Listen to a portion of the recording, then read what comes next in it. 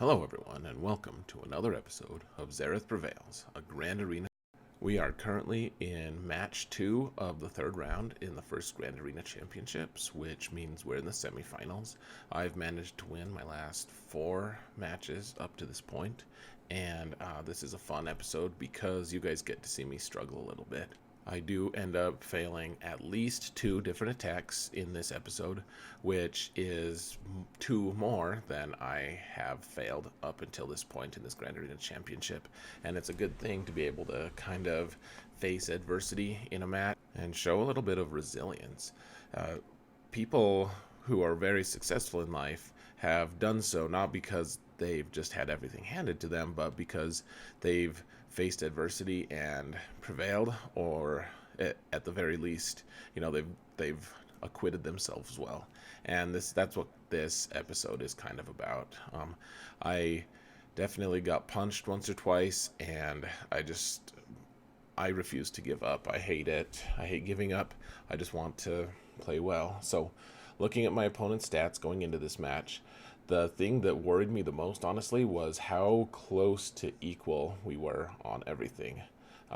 I actually had the advantage in a lot of different areas, and my opponent's roster was still really strong, but the fact that they had shown this much success up to this point meant that they were probably more skill-based rather than just having like a crazy roster that someone couldn't get through. So that's always something to look at when you're holding an advantage in this kind of a match. Like, you don't want to just assume that you're going to do better than them.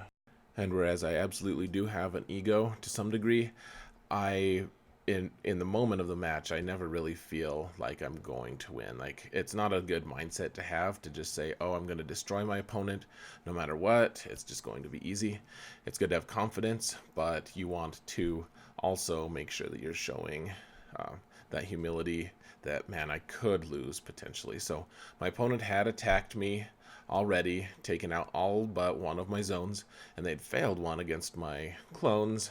They had also failed one against my bounty hunters at the time that I started attacking. So that was a good sign for me. That meant I had a little bit of leeway to fail attacks, and that's not necessarily always a great thing to go into a match thinking, because if you do that, you can kind of loosen up on kind of your decision making and make mistakes that could really hurt you. So right away here in the Darth Revan match, I wanted to get this over with.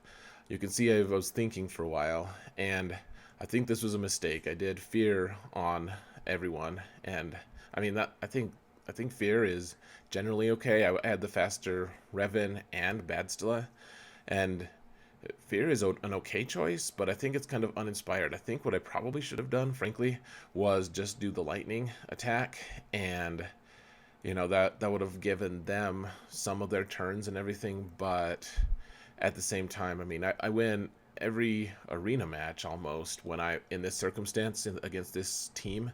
I win almost every arena match using lightning first, and I don't know why I decided to change it up here, but immediately Darth Revan died, and I wasn't going to get perfect banners. I've been doing really good, actually, in beating my opponent's teams with full banners, and I thought that this was a match that I probably should have just like skated through.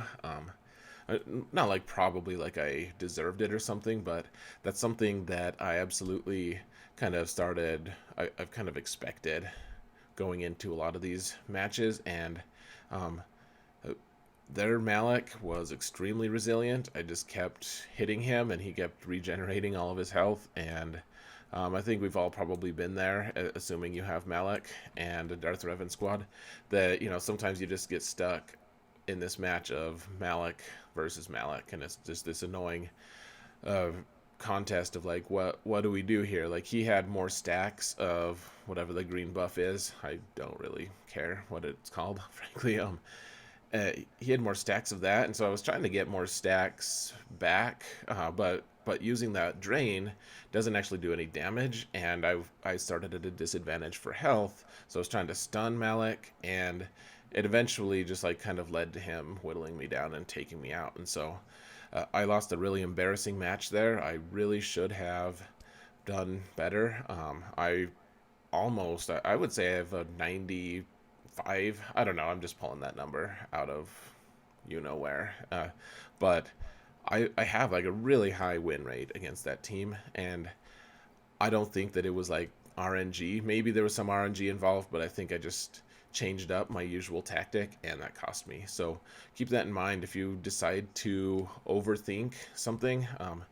That's not necessarily going to be the right choice. We have that old adage of if it's not broke, then don't fix it. And I think that that is a wonderful thing to apply to your life in general, not just this game. For some of you, this is your life, and so especially don't apply it then. But I decided that I needed to take out Malak first before I did anything else, and the tried and true way of being able to beat him is taking KRU with First Order, and I actually don't know exactly what match, like what composition I was supposed to take. I know that some people say that all you need are the 2 Kylos, and I couldn't find anyone who wanted to talk about it at the time, and I needed to make my attacks for Friday night reasons, and so I just went in with these 4. I decided that if I could, I would at least get the undersize win, and I think that this is honestly the right choice. If I had failed with just the 2 Kylos, just on my kind of preconceived notions, I would have been like sunk. That I needed to beat that Malak on my second try. I had to. I'm already kind of on a razor's edge in terms of offensive teams available, and having to waste 2 good teams on offense on one of his on defense was not a great start for me. A lot of you probably know that I keep my Darth Revan on offense just in case I need to take out my opponent's Darth Revan, and in this case I absolutely would have done that anyways because my opponent had a Grievous nuke squad that they had kept for offense, and I mean the easiest way to check that before the match is to see if T3 is geared and has 2 Zetas, and if they do, then you really don't want to place Darth Revan on defense because your opponent is absolutely going to take him out, or at least be able to like 2-shot him. So I decided here, this is like the General Grievous squad without Grievous, and Grievous is the one that kills the CLS team, and I decided that I've never really faced this team before, and it's kind of a sad thing that I took the full 5. I think I probably could have taken just 4, like not taken either 3PO or Han, but I decided that I was going to try to keep my Jedi Knight Revan squad because they counter more teams. Jedi Knight Revan in almost every case counters everything that Commander Luke counters, and counters it better for that matter. So in this case I just decided I wanted to be able to maintain my flexibility, and CLS is a good team. It's a flexible team on offense, and my only regret here is that I took the full 5-man squad. Like I think I could have gotten an undersized win here relatively easily, but it's hard to regret getting 59 banners and getting a win, especially after you've already been kind of punched in the face and lost. So or not lost like the whole match, but lost one round. So in the back zone I was so relieved. Like I saw Phoenix, and it didn't even have a lot of Zetas, just one on Ezra, and then I had a squad with Jedi Training Rey without BB-8 because BB-8 goes on that Grievous nuke team. And I think that's actually a pretty interesting way to use her, is just throw her on defense with a bunch of other Gear 12 resistance, because you could catch some people off guard. That team is still relatively fast and punches pretty hard. So in the back, though, I wasn't that worried. I had a bunch of different things that could counter that. A Jedi Training Rey team without BB-8 is an entirely different animal. So I needed to first, though, take out my opponent's next front zone, which was Clones next. And Clones, as you know, like that's the newest team. It's kind of scary. They had all the right Zetas, not like every single Zeta, but this is the team that's kind of going around with the 3 clones, Rex lead, and then you put R2 and Zeta Barris in here so that they're a little more resilient. And the answer to that fight here is just Traya. Like, just straight up, it's a fairly easy decision to make. If you don't have Traya available, I think in theory Commander Luke would do okay in this circumstance, but though the team is going to get a lot of turns because you're critting so much. But I think you can really drag them down because your health, you're exposed from C-3PO and stuff. You're gonna take them out fairly quickly. That being said, I haven't tested that theory, so I could be totally off base here. So one thing you'll notice right off the bat is that I both fractured and isolated 5s, and I don't think that like that wasn't what I preferred to do. I just ended up that was my only option because R2 put smoke up, and then I couldn't dispel the smoke with Scion, and I really wanted Traya to use isolate. I think maybe I should have been a little more patient just because 5s was already isolated or fractured, and so I think that was kind of a mistake on my part. But in the end here, I think the biggest mistake in this match is, so I've taken out Rex, I've taken out 5s. Those are probably the 2 biggest threats in terms of like damage dealing, and I mailed it in a little bit. I decided, oh, I'm gonna start healing my protection. I think I'm just gonna win. They can't do any damage to me, and I just didn't take into consideration how much of a threat Echo still was. Don't get me wrong, he's not this crazy huge damage dealer, at least not yet, not with the setup that my opponent had, but he definitely still has an AoE, and that AoE cost me several banners here. So the moral of the story is maybe don't just start healing yourself when there's 3 guys left, especially when you don't have a lot of experience with the squad. And I mean, I still have the match very clearly in hand. There wasn't much chance of me losing at this point unless I somehow timed out. But I mean, Nihilus is going to keep me from doing that just because he has Annihilate. So in the end, I mean, this was still kind of a gimme match. It wasn't necessarily played the best by myself, and really I was kind of exposing myself to, if my opponent had like a Padme squad in the back, it was really going to cause me some struggles because I wouldn't really have a Padme counter team left because I'd used Traya and I'd already used Darth Revan, and so I think the best hope for me was probably going to be something like using a mirror match with Padme, if that was what happened. So I thought for a long time about the match against Old Republic, and as you know, I've been using Phoenix against the Old Republic team a lot, and I decided not to do it this time because Canderous had his Zeta. They were all extremely well modded. My opponent had done a lot of good work on this team, and then my opponent had also put L3 in there, and I've never played against Carth team with L3 with Phoenix, and I wasn't sure what to expect. I did a lot of thinking on my drive home from work and decided that Jedi Training Rey probably had the best shot at taking this team out, and there wasn't really a reason not to use Jedi Training Rey here because Phoenix could counter either my opponent's Zeta free or Zeta free-ish Phoenix squad, or it could maybe even take out my opponent's Jedi Training Rey team. So there was a lot of possibility for Phoenix, and I just decided that I could use them elsewhere. And really that's what happened. Like I used the mind trick on L3 to daze her. Then I kind of picked on Zalbar for a while until I was able to get the assist attack from Jedi Training Rey again.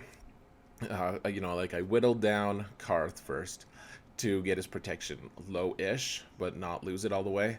Then I was able to, I hit him, got Zalbar down a little bit, got him dispelled right away, and then right after that, I was able to use the multi-attack from Jedi Training Ray to take Carth out. And so here, at the very least, I'd be able to two-shot the squad, because after Carth is gone, that the squad really just kind of falls apart. Not that the squad is like that great to begin with, but without Carth's steadying, guiding presence, it's not nearly as, it's like almost not a squad. And so my opponent had shown signs that perhaps they were not going to be able to clear my Jango squad, and so really all I needed to do was be able, if I could just two-shot my way to a ton of different victories, maybe that's what I would need to do. But in this case, I was able to get the full 60 banners against the Carth team with Jedi Training Ray, and now we get to see what was in the back zone. And it's always a great thing to have the full information for what your opponent has. They had Geos, they had Nightsisters with Nest, which I have never faced Nightsisters with Nest in Grand Arena, with Talzin lead, and with Padme as my main counter. And it's like, I think I can beat that squad, but if I had C-3PO, I'm almost certain I could beat it, just because you can put all the different stacks of whatever his annoying jabber move is. But I don't have him, I have Barriss. And so my goal moving into this match was just to, like, you can't kill Nest right away because Daka will just revive her, so you have to take out Daka. And my goal was to just hit Nest the next time I had a few stacks of courage and be able to just take her out. So I've kind of sped this match up because it does go almost the full length, and at one point I super speed it because all that's left is Nest. But this match was really pretty interesting because Talzin lead, I'm so unaccustomed to facing Talzin lead. Like, if I had my bounty hunters here, I think bounty hunters would have been just fine against this. My opponent had good mods on these guys, but at the same time they had also not geared them to a high level. Like, they're all just gear 12, and I realized that gear 12 used to be pretty solid, but gear 13 Nightsisters are at just like gear 12 gear 12 Nightsisters were a totally different animal from gear 11 Nightsisters.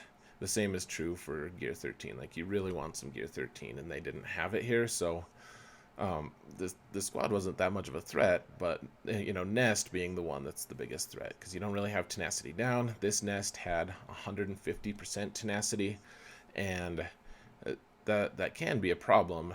If you can't land a stun, you can't land healing block, you can't land any of the things that normally make you pretty good against her, the work against her.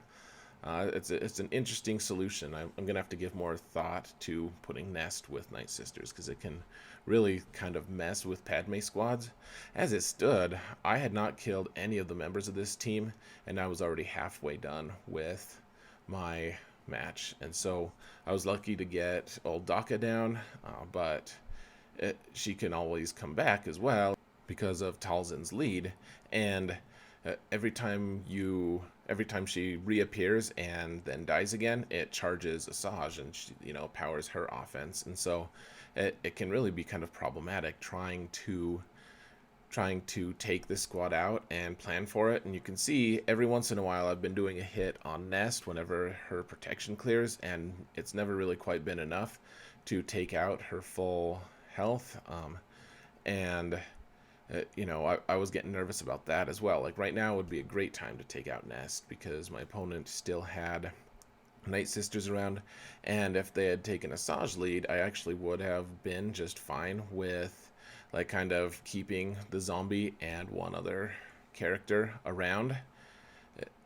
But as it stood, I just didn't have the ability to do that. If they kept going and summoning people and like turbo boosting Asajj, like it could really be problematic. And so just because she'd eventually be able to like one shot the whole team because of her Zeta on her unique. And so this was really a problematic match because Nest here has a ton of health steal every time she counters, and she can counter because I can't daze her and I can't stun her because of her high tenacity.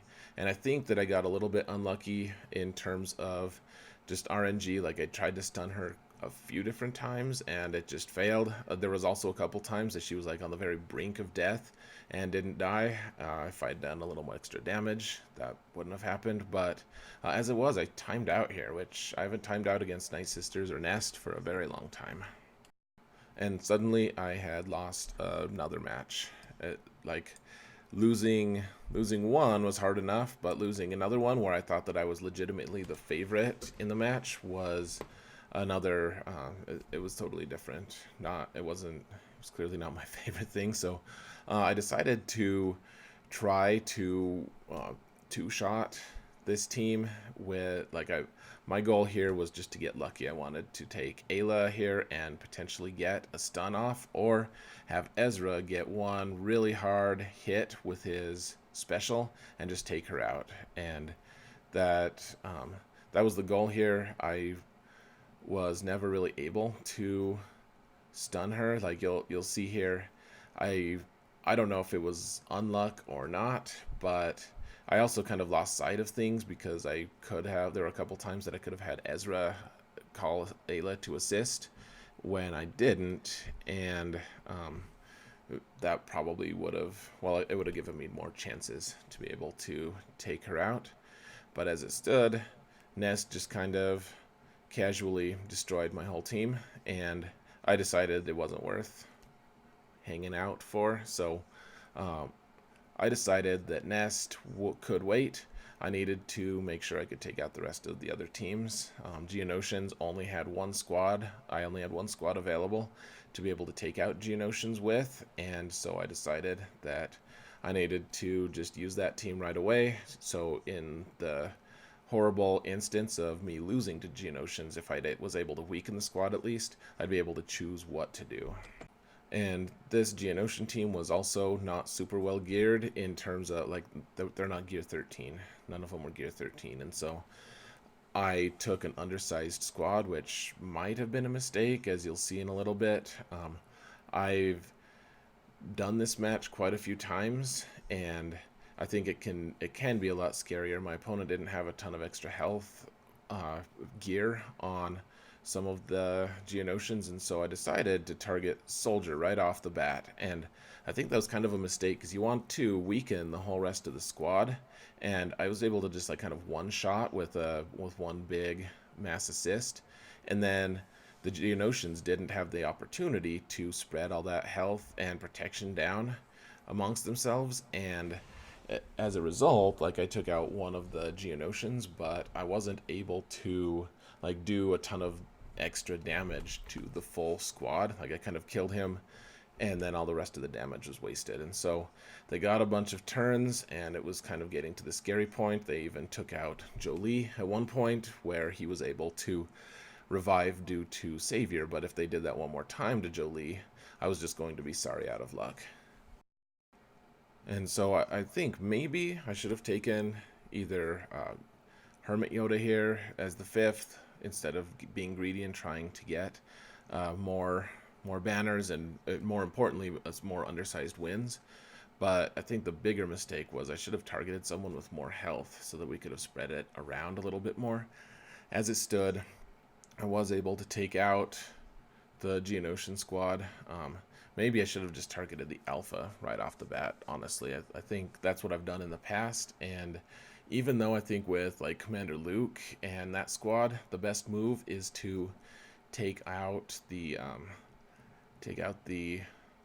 Soldier or Poggle first, just because you can one-shot them and be able to have an easier match. I think that with Jedi Knight Revan, you probably want to just do all your mass damage against that one big guy, the Geonosian Alpha, and if you can take him out, then you just win the match. So after a lot of thinking, a lot of trying to figure out what teams countered what, I decided that my Phoenix stood the best chance at taking out Nest, and so I decided to try using my Gear 12 Ewoks against his Gear 12 non-Zetaed Phoenix.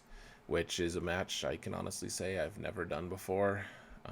It was kind of nerve-wracking because I did all the I checked everyone's speed to make sure, and yes, Peplu was the fastest on the board, and that's really going to be the thing that jumpstarts the whole Ewok team to be able to get their turn meter train rolling. And I've actually modded my Ewoks relatively quickly. Like they're pretty well modded, honestly, for a team that I like never use, except for I used to use them on offense or defense every once in a while, or I used them all the time on defense, and so I wanted to surprise people with how well they were modded. But otherwise, like that's the only use I've had for them for a while. They've just kind of lived on defense, and they, after a while, like they weren't getting any defenses, and the attacks that I noticed, they weren't actually taking any banners away from my opponents. So I decided that maybe until I decide to do something foolish like putting gear 13 on them, maybe I just needed to kind of just hang out with them on offense and use them as like a desperation squad. And luckily for me, I was a little bit desperate here. I was able to use them, and as you can see, like I took out the 3 low health characters first with Sabine and Ezra, and those 2 also happen to be the biggest offensive threats to me. And once I was able to kind of just beat those guys, I wasn't that worried about Kanan or Zeb. Neither of them had their Zeta, and they had big health pools, but they were also slow, and I had access to days, and Ewok turn meter train is really annoying and awesome. And so I was just able to kind of take my time at the end here. And really, I mean, I would be interested to see if Ewoks are a counter to Phoenix in general. This was a pretty tame Phoenix squad. Zeb was not even gear 12 yet, and like I said, they didn't have their Zetas. I think the Phoenix squad with Zetas is a totally different animal, and so that maybe that wouldn't have worked. But I was also tempted actually to try Ewoks against the Jedi Training Ray team, and I decided that was probably not going to be the best choice. There's a lot of things that the Jedi Training Ray team can do, and because they were pretty close to equal speed with me, so I decided to use Troopers against them.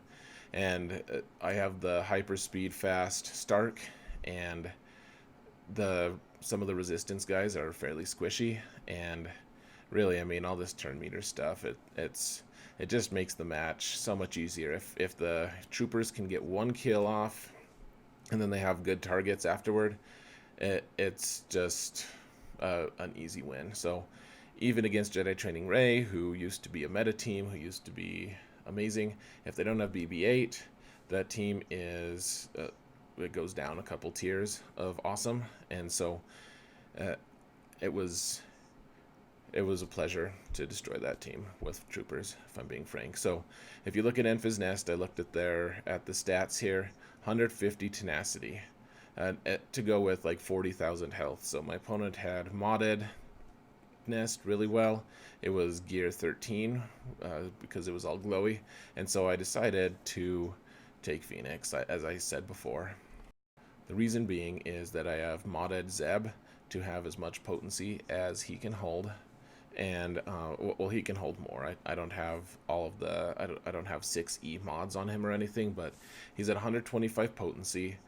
Hera with her Zeta gives him another 25, or maybe it's even another 50 potency. So 125 versus 150, that means that there's a pretty small chance that Nest is going to be able to resist that, just because of that interaction between the two. And so once you get days on Nest, like, she can still take her turns, as you can see here, but she can't do her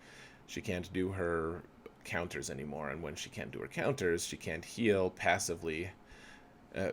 So, you know, the goal here is just to keep her dazed as much as possible. It was a mistake here to call Sabine for an assist. I thought maybe I would be able to just one-shot her with Sabine, but that didn't end up happening. I should have just called Zeb and played the long game a little better.